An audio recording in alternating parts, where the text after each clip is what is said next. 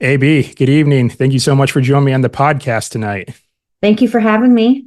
Yeah, I've been certainly looking forward to getting you on here. I mean, you and I just kind of discussed some pretty interesting things before we hit record here. So I'm definitely looking forward to expanding on those when we get into this episode. But now, where are you calling in from today? I just kind of filled you in, letting you know that I'm in Central Texas. But how about yourself? I'm in the United States. I just got back a couple weeks ago, and we're in Colorado currently. Okay. It's been a good while since I've actually been up to Colorado, and I have some friends that are like arriving back here home, like from Colorado tomorrow. And I'm thinking to myself, I had a really good time up there. I used to do some work up there for archaeology, and I Okay. wouldn't mind going back at all. There's some beautiful places up there. Colorado's amazing. Yeah. Did you work up at the School of Mines by chance? No, I worked in the Gunnison National Forest, so I Okay. was actually Oh, okay. in Gunnison, and there was one day where I did get to go to the Continental Divide, and I'm just Yes. like, oh my goodness, just look at that view. And that was also like the highest elevation that I reached so far in my career. I was working at 11,000 feet, and Uh-huh. fortunately, by this time, I was adjusted to the altitude because Right. that was pretty high compared to like the very, very low sea level areas that I currently live. Right. There's a lot of dinosaur bones around here, and lots of things to dig, I'm sure. Yeah, absolutely. So are you from Colorado originally then, or what? I've lived here 28 years, so longer than anywhere else. I was born in Texas, and then I've started college in Florida, and then finished college in Colorado, and have been here most of my life. So Okay, yeah. so yeah, a little bit of back and forth here and Mhm. there. But of course, it's interesting that you bring that up because you and I were also talking about that before we hit record here, is anyone living in a place these days that they're originally from? It Exactly. feels like in this day and age with travel and means of transportation are so readily available to us, and of course, like job opportunities, romantic opportunities, just so many opportunities exist all around the world. So it seems like a lot of people are uprooting and moving to different places these days. Agreed. It seems like it would be harder to not do that. It would seem like more of an effort to stay in one place Yeah. nowadays. Yeah, absolutely. All right. So, kind of going back more towards the beginning of your story, I usually like to start at the beginning when it comes to my guests because every great story has a beginning. So, we'll start there with you as Sure. well. So, your journey as a world traveler, I mean, how did you kind of Mhm. sort of get your start there, and what kind of inspired you to become a world Sure. traveler in the first place? I love that question, Josh. Thank you. Because my grandmother, all roads go back to my grandmother. She took me to Europe when I was 7 years old. We went to Oh, wow. Germany and to Amsterdam. And I was born in a very small town. And when we got back, we were there for 2 weeks, and I had to present to my first grade class, all the things that I did. But Josh, the second that I got back, I just how fast can I graduate high school and get back on a plane? Like, I'm not even kidding you. Like, it completely changed my entire life. I traveled a lot within the continental US after that. I wasn't able to leave the country and again until I was in college. But I did travel quite a bit within the US between families, things along those lines, and lots of time with my grandparents as well. So, without a doubt, that first trip to Europe when I was seven on, not to age myself, but on Braniff Airlines, it was that set the tone. It's all her fault. It's all her fault. I haven't stopped. I haven't stopped since then. Now, of course, you being 7 years old at the time, making this first jump to do an international trip like this, maybe this wasn't quite so prevalent or noticeable back then, but maybe you might have noticed this later on in your life. I ask this because I'm a small town kid myself, and sometimes it's there's an interesting dynamic with having trips that when in which you go abroad, coming back to your small town, which might not host a lot of international travelers, and it seems like it's there's a little bit of a disconnect with trying to share some of my stories with like people in my hometown just because they can't really fully relate to what it's like to be in these faraway places and experience these things like cultural differences, landscape differences, city structure, all these differences, right? So Right. did you maybe face like something similar where I guess maybe for lack of better terms right now, reverse culture shock when you came back from some of these international trips? 100%. I think that's why at 7, I saw how big the world was. Like I only knew what I knew, right? Our small town. And like I said, a switch flipped. And when I came back, it was like a reverse culture shock. Like, wow, people look different and the homes look different. The roofs are different. What I remember the most, I was 7. What I had to explain, what I remember telling my first grade class was the pastry truck that drove around selling apple strudel in the morning. Like we have an ice cream truck. I remember the pastry truck in the morning playing music and going out with my grandmother and getting and I told my class about that. And then when we went to Amsterdam, this was way before Airbnb, we stayed with a family instead of staying at a hotel. You stay with a family and you eat breakfast with them and you learn about, the Netherlands and the culture. And so there were a lot of things that I was able to share as much as a 7-year-old can relate to the class. But I think a lot of them were probably intrigued. But I was definitely one of only a few of us in that small town that left the country at that age, for sure. Yeah, so you got bit by the travel bug very early on then. So And there's no vaccine for that. no, definitely not. You're just stuck with it. That's for sure. Get used to it, right? Exactly. All right. So kind of like fast forwarding from there, you brought up the point that you were really kind of eager just to, get your grade school years out of the way so you can go out and travel. So at what point did you end up going abroad again, and where did Sure. you decide to go, and what did that look like? Sure. So I graduated college from University of Colorado. And then after that, I ended up doing a short stint in culinary school. So I started culinary school in Denver, and then I finished in northern Italy and south of France. So that's when I ended up, I had traveled abroad, to the Caribbean. And I'd been to Europe a couple other times before then, but this was an extended trip. After I finished school, I stayed on my own, and then what's my now husband ended up flying over and joining me as well. We hadn't known each other that long, so we joke we spent time in Europe before we went to a movie together. That was kind of like our first date. He not really, but sort of. So that was the first time after college when I was over for an extended period of time, what I like to deem immersive travel, where you just spend a little more time in local culture, get to know people, experience a little more of an authentic experience as opposed to just going as a tourist or on a vacation. I like to appreciate it, a little more extended stays. Yeah, I absolutely agree. Kind of just getting off the beaten path a little bit more. Of course, like within reason. I mean, you don't want to like venture so off the path that you're venturing into areas that may not be safe or anything like that. But it's just, I kind of did something similar with a friend of mine when I went to Edinburgh, Scotland a few years ago. We just saw like a whole crowd of tourists going to Edinburgh Castle, and as much as the castle is amazing, this is of course certainly not to take away from the place, but it just Sure. did not look appealing with that Agree. big of a crowd, right? So we just decided just to sort of wander, and we found this market square in the city where it was just locals there. We might have been the Right. only like tourists that were there, and it's just so cool just to see like these local shops and going in there and talking to the owners of these shops and hearing their stories too. Like we went into a candy store. I Uh-huh. mean, kind of an unusual place to go, but my friend, he had never tried fudge before. And then this guy had like fudge on his window display. So I'm like, oh, I got to go then and get you some fudge. And Right. so this man, he specialized in making his own hard candy out of Iron Brew, which is like a Scottish energy drink. It's like an orange soda energy drink. Okay. And yeah, he like condenses it, crystallizes it into like lollipops and gumdrops and Wow. everything.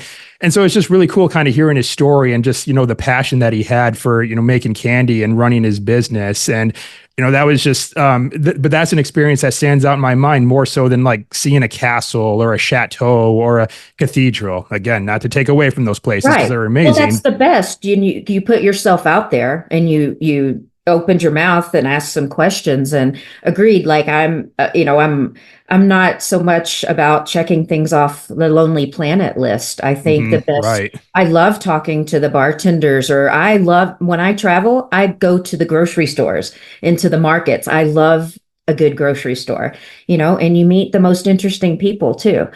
So I think if you just make yourself vulnerable, you find out about a local festival or get invited to someone's house or someone's, birthday party. You never know.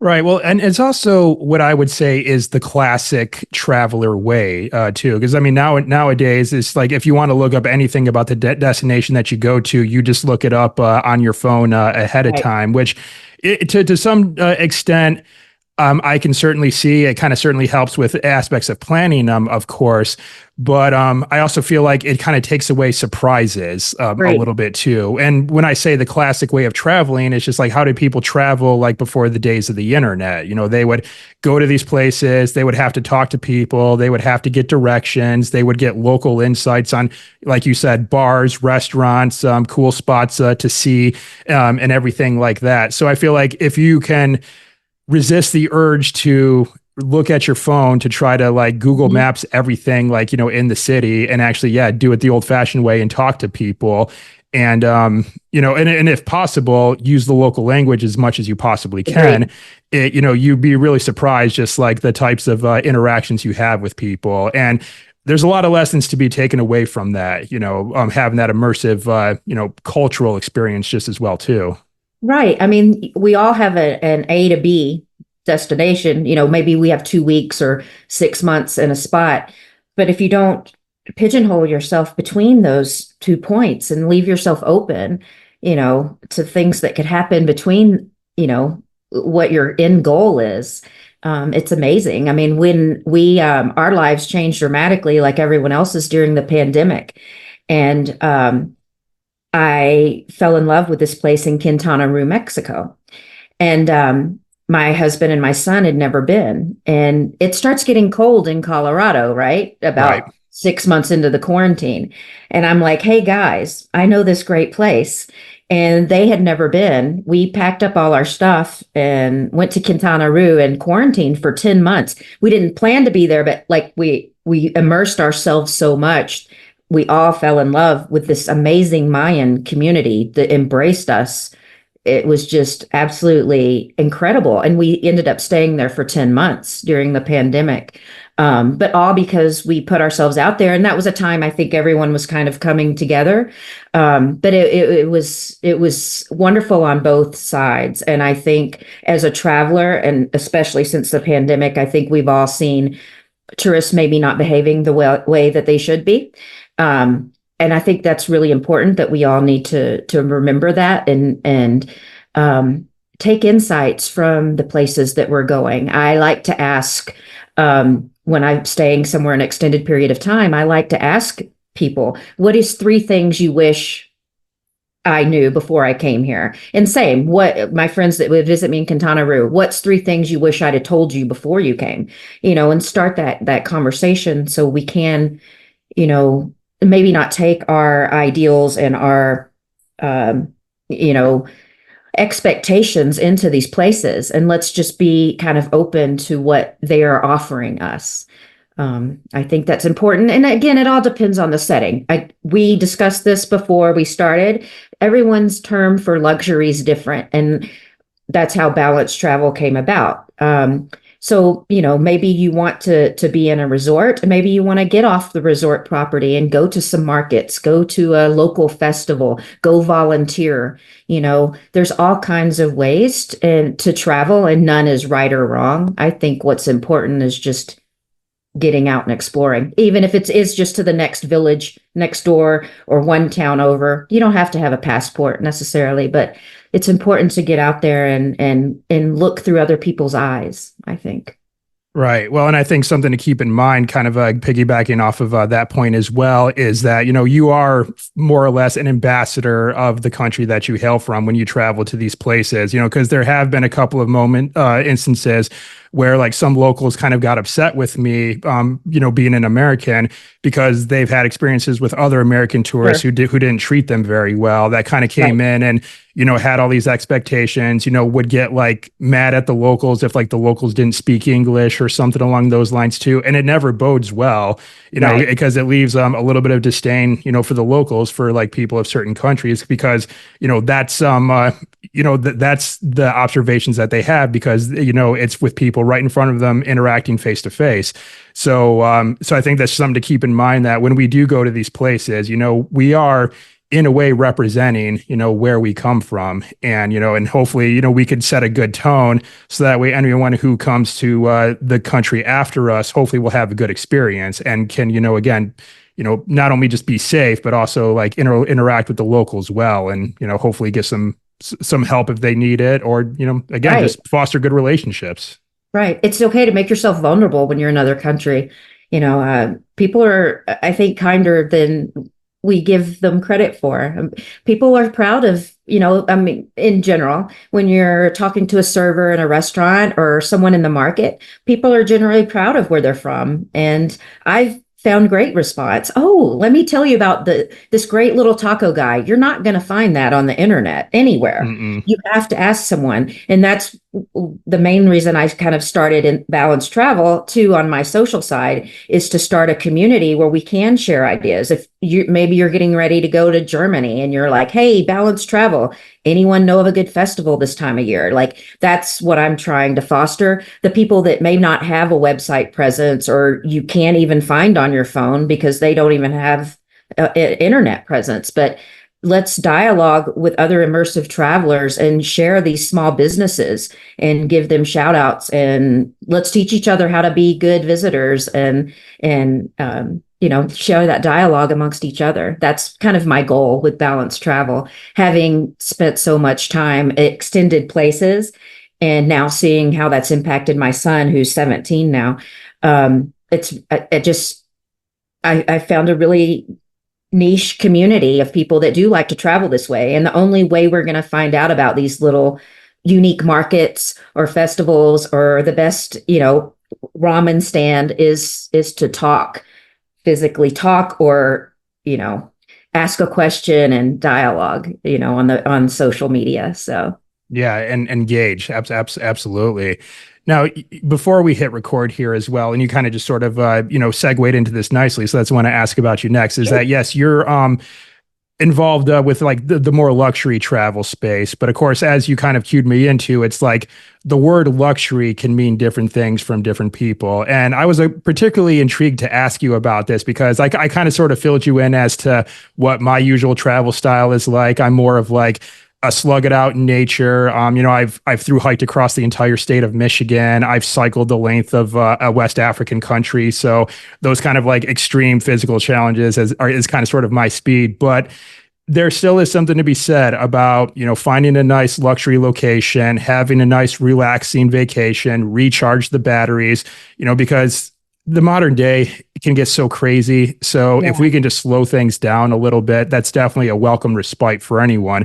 But of course, getting back to you now, though, is that there are different levels. I Mhm. guess maybe that's not the right term, but I'll turn it over to you here. So yeah, kind of fill us in on luxury travel and your Like what thoughts you on it. just said, you just said, you're roughing it and whatever, but you have an idea of what luxury is for you. Not Hmm. just it doesn't mean for you, it doesn't mean staying in a five-star hotel necessarily. Like if you're just doing your regular traveling, like is luxury when you find the perfect spot that has XYZ. So that's what I'm saying. Like luxury, it has more than one connotation to it. It's not Four Seasons or Ritz Carlton or getting uber black everywhere. You have an idea of what luxury means to you. And so that's, again, my background's luxury travel. I loved working in luxury travel. That's not necessarily how I personally travel. I get a lot of perks from when I was doing that, of course. So I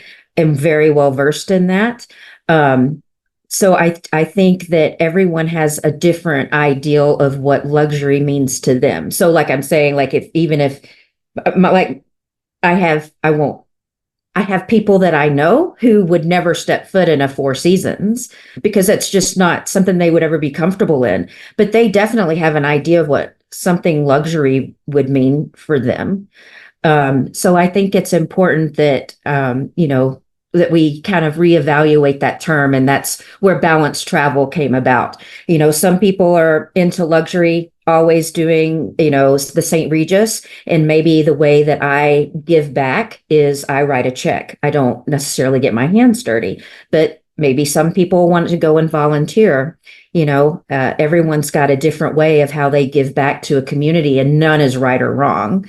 It's just finding, the where your comfort level is, I think. Right, because when I did my through hike across Michigan, the way I set it up was I would usually hike for about like 4 to 5 days, and each of those nights I would just be pitching my tent and camping like out in the woods somewhere. And but by like day 5, usually I would make it into like a small town, and I would just get a simple roadside motel. But I had a bed rather than my Luxury. air mattress. I had a hot shower rather than like these wipes that I would have to like scrub my face Right. with at the end of the day before I got in my sleeping bag. And yes, like that was luxurious to me in that moment because Exactly. it was like because my frame of reference leading up to that was slugging it out in the woods. So Exactly. yeah, for Yeah. sure. Yeah, I loved working the hospitality and travel industry for the past more than 20 years. And the luxury space is amazing to work in for sure. It gave me lots of opportunities to travel the world. And yeah, I have no regrets with regards to my time in what is traditionally known as the luxury travel market. But that being said, I think when we speak about immersive travel, there's just so many ways to go about that. And that's what our family has discovered, again, going back to the pandemic and spending extended period of time in this community, um, was how important it is to kind of go backwards a little bit and reassess what our ideals as a family again is and are when we do go travel, especially getting to know these amazing people that we did get to know during the pandemic, because that's probably the longest we've stayed out of the United States, since my son's been born. But we are hoping next to go to Southeast Asia and then possibly Northern Italy. One of our neighbors in Quintana Roo is from that area. And so they've invited us to come stay up there. So hopefully those are next. Well, and that's definitely another perk that comes from this immersive travel is establishing that global Right. network where it's like, I know people in England, I know people in Exactly. Germany, I know people in Switzerland. Where if I call them, or if I, were to reach out to them and be like, hey, I'm going to be in your neck of the woods. I'm planning a trip, around this time. Do you mind if I come crash on your couch or something like that? Or do you Right. want to join me for this activity, that activity? So Right. there definitely is really something nice to know that like in different parts of the world, you are not entirely alone. Agreed. Yes. Yes. All Yeah, right. my son has made so many friends. He does an online international program. So with the pandemic, education reform has been really great for us. He has just really taken to the online school, and we were lucky to find a program that's been online for 20 years. So they were really already set up for this before the pandemic. But yeah, he has friends in the Ukraine and Europe and Mexico and the US and like all over the world. So Well, what a great experience for him too, because it's just I feel like traveling with kids, and of course, I'm not a parent myself, so I can only kind of speculate here. So kind of feel free to chime in on this as well. But I feel like if you have kids and you're able to travel them like in the way that you and I are describing, and I mean, not that there's anything wrong with like amusement parks or Disney World, but sure. that's just simply not what I'm talking about here. But it's just like this real world experience. Right. Sometimes, in my opinion, I think can teach our kids a heck of a lot more than just simple classroom studies. And definitely not, there's definitely not a knock on teachers, because I No, mean not at we all. we No. like teachers are amazing. Their jobs, they have such hard jobs. But, there definitely is a lot that, kids can gain from interacting with different cultures, or like doing like creative problem solving like in the real world too, and just learning how to like buy things or go shopping, and having to just like learn all these skills in the real world. I think there's a lot that can Yeah. be gained from there. A lot of his friends are one village over, and when we are in Quintana Roo, we told him if he wanted to go, he had to take the Colectivo, which is like the little public bus, like 30 pesos. Okay. And everyone, right, it stops and everyone jumps on it. But I'm like, you need to learn he's in Spanish 3, but at that time, I'm like, if you want to go see your friends, you need to learn how to navigate public transportation and raise your hand when it's your stop. And he did, and it gives him so much freedom and confidence. And I wouldn't trade, what he's experienced for anything. Yeah.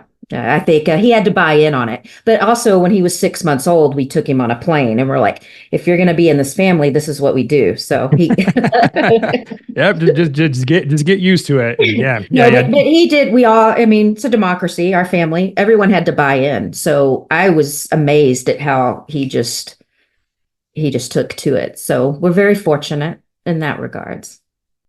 Right on. So, one thing I do want to ask you though, and this is typically a question that I like to ask women that come on my podcast, because I have a lot of women in my life, who love the idea of going out and traveling around Uh-huh. the world. But one thing that kind of holds them back though is fear. Like they're Uh-huh. kind of worried about getting out there into the world, especially if they were to go by themselves. So, now was fear of travel something that you dealt with at all throughout your journey, or anything like that? I don't want to be flippant about that because that's a very real concern, and maybe I'm a blissful idiot, but fear doesn't keep you from dying, it keeps you from living. And I Mm, absolutely believe that. And I have friends the same way. They can't believe some of the things that I do, but it's everyone's comfort level, and you have to trust your intuition. And a lot of those people may haven't traveled much in general. So maybe the fear is unwarranted, I think, sometimes, because they don't have anything to gauge it by. But I think you have to go with your intuition and what your comfort level is. Everyone's bringing different stories to the table as well. Um, I'm not naive, but I love to travel alone. I love the airport. I love it. It forces me to be resilient and to ask questions and to discover new things. And I remember right after 9/11 happened, the next week I got on a plane and went to Amsterdam. Like the very next week. wow. I was not going to let anyone stop. And I mean, the next day after it happened, I remember crying and driving to work. But I remember going to Amsterdam, and you talk about kind of at that time to be an American over there. It was really strange I mean, everyone was kind of sympathetic to us. It's a whole different world now. But it was different being an American over there. But I remember being so angry, and I booked a ticket that week, and I was like, I'm not traveling. Like, so maybe I'm the extreme. But I truly believe that fear I mean, everyone, like I said, everyone has their comfort level, but it doesn't stop you from dying. It stops you from living. I mean, life's short. Right. Well, as you and I discussed as well, and I certainly believe this wholeheartedly, that the vast majority of human beings on this planet are good, decent people. But of course, that being said, there certainly is, bad apples out there. There's certainly evil in this world, and going anywhere for that Right. matter. There's always Exactly. there's always a possibility that you can encounter such evil. But I definitely experienced this firsthand when I did my through hike across Michigan. This was only a couple of years ago, but it's just when there was like a online Facebook group for the North Country Trail, which is the trail that I was following across the state, and I put a post in there letting everyone in that community know what I was doing.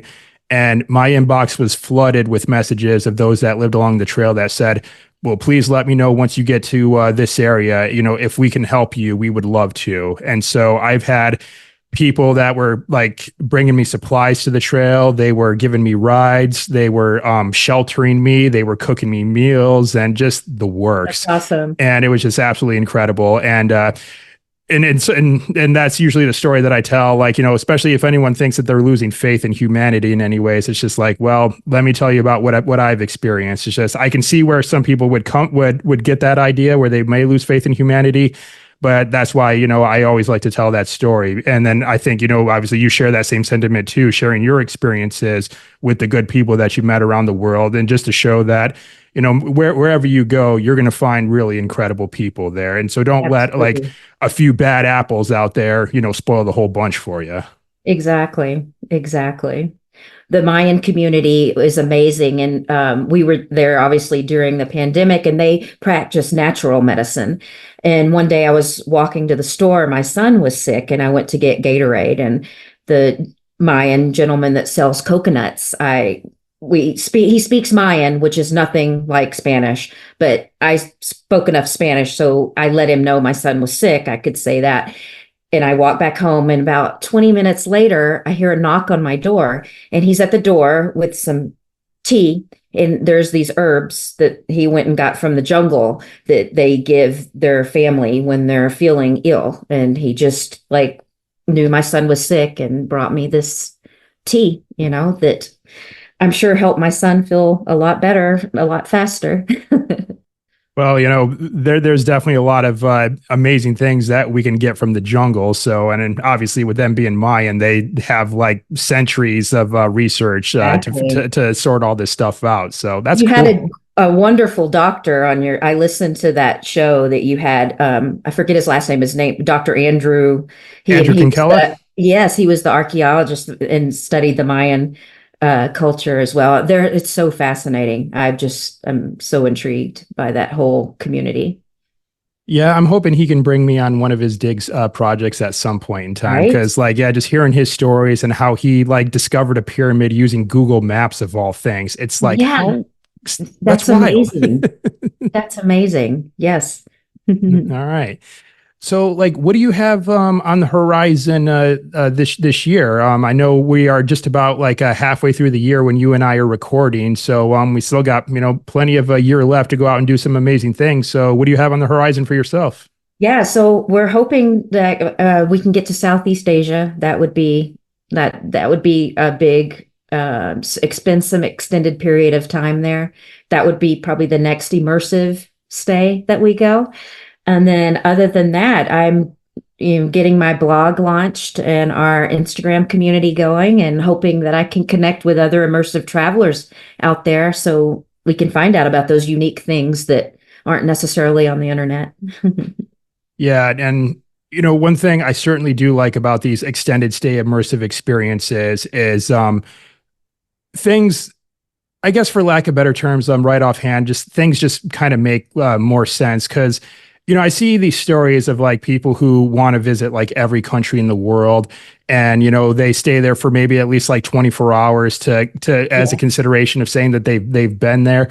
But I'm check. like, is that really, yeah, just like just checking the box. Does that really, do you get to experience anything? Like, Right. do you really get to see the country and experience the country at all? I mean, yes, you are physically there, you physically gone there, but did you really go there? If Right. that makes sense. What are your thoughts on that? I think everyone's got a different goal. I mean, Hmm. everyone different personalities. Some people are competitive like that, and it is a race for them, and good for them. When they set that world record or mark all their boxes off. Like I said, everyone travels different, and there's no right or wrong to that. Actually, exactly. Hmm. Yeah, yeah, Yeah, that is a good point. It's just, travel your travel, as I say. Or when I was back doing my hike, and I say hike your own hike too. Like yeah. some like in the hiking community, some people like to travel very light and they like to cover a lot of ground in a single day. Like I've heard of like these ultralight hikers that will go like 30 miles in a single day, something outrageous like that. And I'm like, That's just how they're wired. Yeah, yeah. And I'm like, well, I'll, carry a little bit more creature comforts and I'll do 12 today. How's that? yeah, you know, right. there's no right or wrong way of doing it. Exactly. It's just, You are the author of your own story, so write your own story and then tell it as you see fit. Exactly. Exactly. All right. Now in Southeast Asia, anywhere like more specific, like Thailand, Indonesia, what do you think? I've spent some time in Singapore and in Indonesia.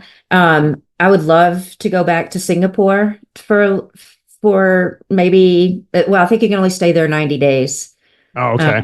Yeah, without going somewhere else. So, and plus it's terribly expensive. But I love Singapore. I worked there for a while, so I was able to go back and forth. And then we took my son, and he fell in love with it. So he really wants to go back as well. So, I definitely would like to spend some time in Singapore and probably Indonesia.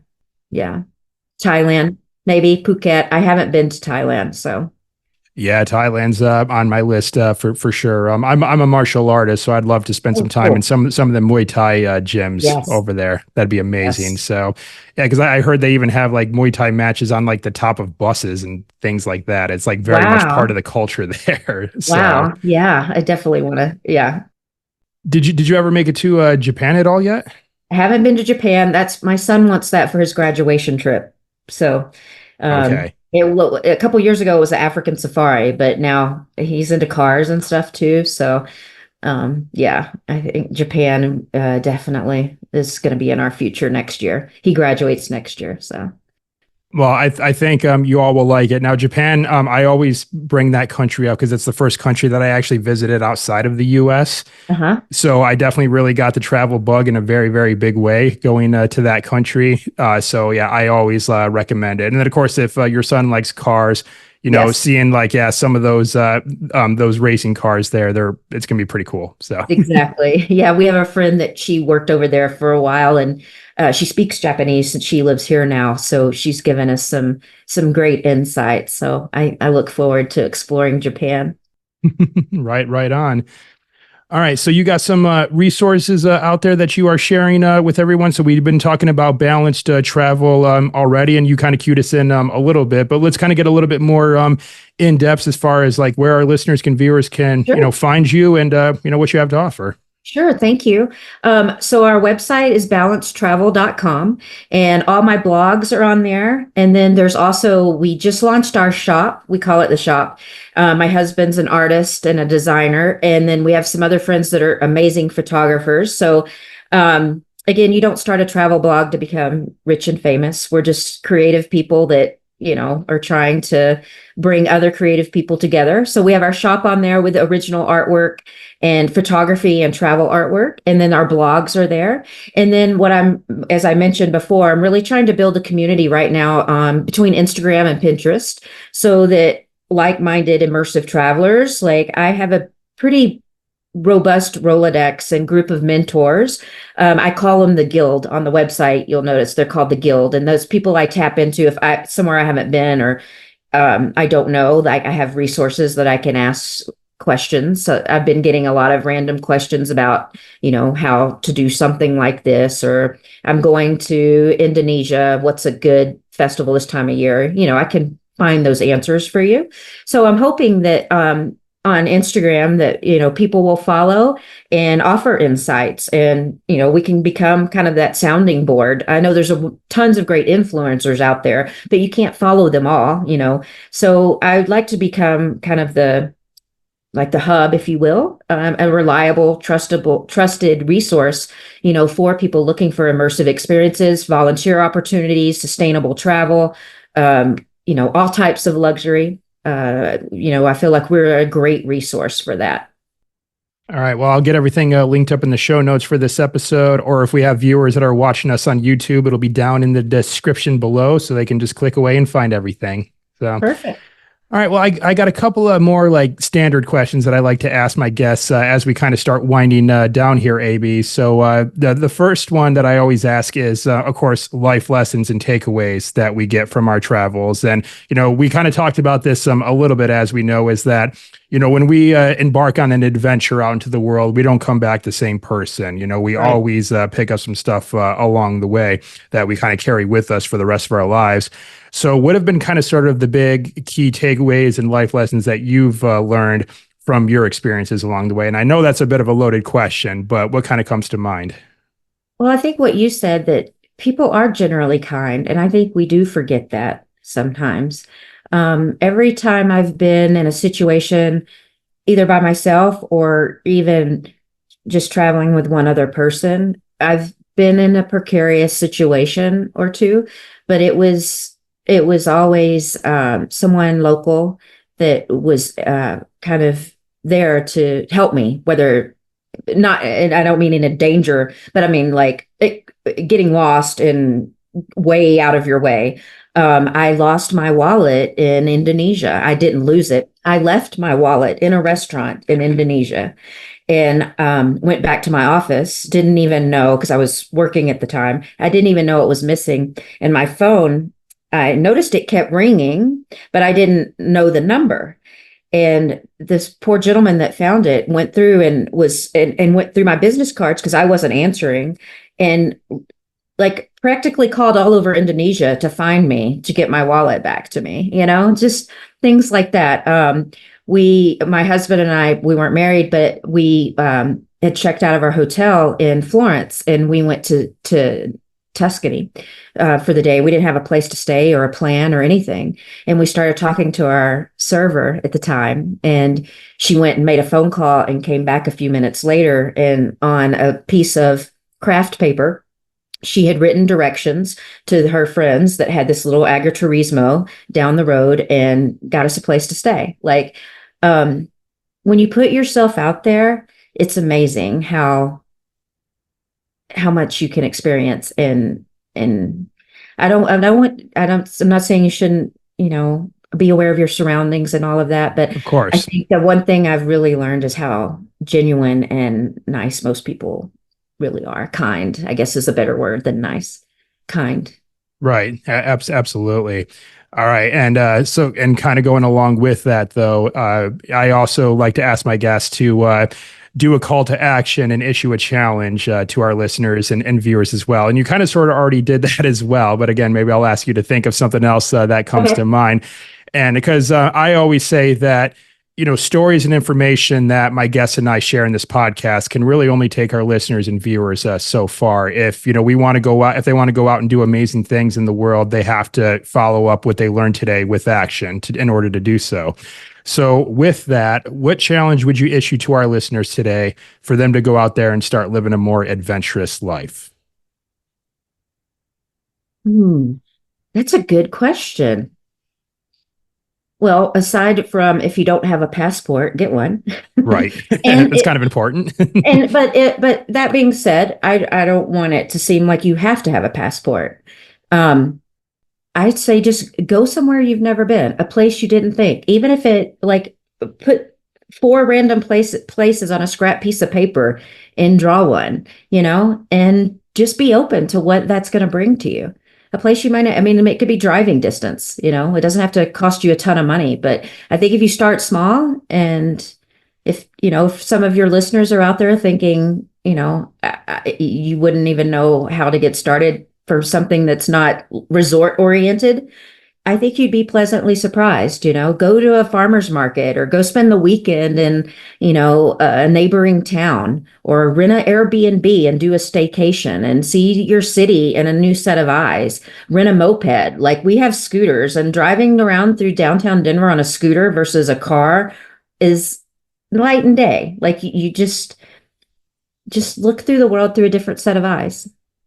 Yeah, absolutely. And again, you will be surprised as to what you find. And I've even experienced this in my own hometown too. Like, I just Exactly. decided to like, I'm from a very rural farm community, so seemingly not a lot going on, really.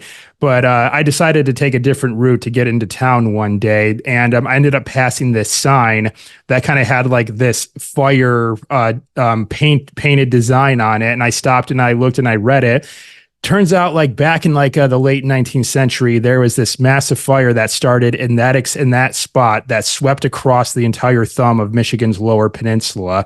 And so this was a historical marker that I had no Wow. idea was even there. I just decided to take a different route to get into town one day, and There you go. lo and behold, I learned some cool history about my local community. That's So what I mean. You don't have to have a passport. That was kind of but you really don't. Just explore. Just explore. I think that's important nowadays too. I think we've segregated ourselves a little too much. Um, and I think it's important that we kind of appreciate where other people come from, no matter where they are. Absolutely. All right. So, what I have for you next is my final three. Again, these are three questions that I like to ask all of my guests towards the end of the podcast. And I like to think that these are fun questions, but, that may be subjective. I'll leave that up to you to decide. But the first of these three questions is, what is your favorite place that you've been to so far? Florence, Italy. Oh, well, that was like the fastest answer that I've ever gotten to this question I before. feel like I used to live there in a past life. I have never felt that was one of the first places I traveled alone, and I felt completely safe. I used to live there. I just like I knew where to go. I knew what to do. It's It magical. just came to you, huh? It's magical. Yes. Now, I forget, is Florence is in like the northern part of Northern Italy, Italy. correct? Correct. Okay. Mhm. I figured as much. All right. Yeah. Like Italy is a country that I haven't actually been to yet. And I'm not sure why. There's so much there that I could see, Yeah, especially like, a historical buff like myself. exactly. But Florence is but amazing. maybe it's just one of those things where I know that it's right there and I know that flights are pretty reasonable to get there. So Sure. maybe I'm not in a rush. I don't know, but We'll be in yeah. touch. Let me know when you're going. I got some recommendations for you. Sounds good. All right. So Florence, Italy. And I want to say that might be a first, AB. I think that might be an original answer to this question. So at least I can't think of anyone else who's answered Florence, Italy. Really? And if they did, it wasn't certainly as fast as the way you just answered it. So here we go. So we're 1 for 1 for original answers to these final Okay. three. All But right. I got two more for you. And the next one is, what is one thing on your bucket list that you have yet to do? Bhutan. Bhutan. I want to go to Bhutan. Yes. Okay. Again, another quick response. And also, that is certainly an original answer. No one certainly has said go to Bhutan yet. And it's hard to get to. I mean, they only let so many tourists in a year. I was fortunate enough, I was on a podcast a few weeks ago, and she had someone that was just on there that is from Bhutan. But yeah, they only let a certain number of tourists in there, which is fine. That's great. But I would absolutely love, despite it being the most harrowing airport to fly into, I think I would do it just to be able to go to Bhutan. Yeah. And did you, by chance, find out how they determine that? Is it like they only give out a certain amount of visa applications a Correct. year? Oh, okay. Yeah. Yeah. You have to give a letter too. Someone has to write you a letter. So you have to know someone. You have to go through several hoops, and I'm sure money talks as well, but they Right. are strict as far as how many people they let in the country. That's interesting. But, Yeah. in some ways, I am kind of glad Me at too. the same time as well. So, okay, cool. All right. So we are 2 for 2 Two for for two. original answers to these questions, but I got one more for you. And Okay. this one is actually a two-parter question. And it is, what is your favorite animal? And have you seen this animal in the wild? Oh gosh. Koala bear came to mind. And no, I haven't. I've never seen a koala bear in person. Okay. Now I'm really trying to rack my head around as if someone else had said koala bear yet. Maybe. It Goodness just was the gracious. first thing that popped in my head as far as animal goes. And I would love to see a koala bear. Well, just look at them. I mean, they're just all I cuddly and know. small and, No, and the little noses and their ears. all right. Well, so I don't know. I may regret this if I like look back on my past guest lineup and find out someone else has already answered this. But for now, I'm going to give it to you since I can't think Okay. of anything off the top of my head. So 3 for 3 for Okay. original answers to these questions. So there we go. Awesome. Okay, great. Thanks, Josh. All righty. So, all right. Well, AB, that's it. That's all the questions that I have for you today. But before we wrap this up and call it a day, let's just recap one more time where our listeners and viewers can go to connect with you. So, website, social media accounts. What do you got for us? Website is balancetravel.com and my Instagram is Insta Balance Travel. Okay. And like I said, I'll get those linked up in the show notes for this episode or in the description below for our viewers who are watching them on YouTube. It'll be right there to click and find everything. Thanks, Josh. Absolutely. Well, all right, AB. Well, I want to thank you for taking the time for joining me today. Again, it's always great to connect with other travelers and again hear their stories and their experiences and their insights. It's obviously what always fires me up, especially as I start planning my own travels for the rest of this year. So, yeah, I just really appreciate you coming on today and sharing everything with myself and the listeners. It's been great. Thank you for having me. Yeah, stay in touch. I certainly will. Right on. Okay, ciao.